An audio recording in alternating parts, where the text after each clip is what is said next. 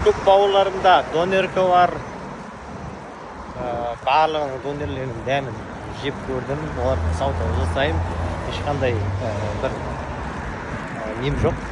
Қарсылығым, әңгімем жоқ.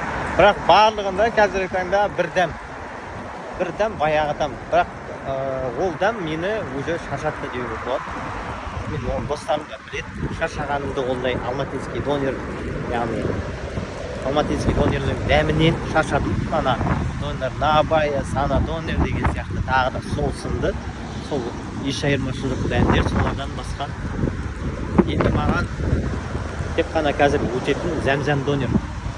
Сол зәм-зәм донерде білмеймін, бір ерекшелік бар. Тоймайсың, жей бересің бар ғой. Бір күн алып жейдің, келесі күн тағы жей аласың, оның арғы күн тағы жей аласың. Бір апта солай үзбей жей аласың зәм-зәм донерді. Енді мен сұрайын дегенім, тағы да қай жерде қандай жақсы донерлері бар. Соны маған айта кетсеңіздер. Ассаламу алейкум.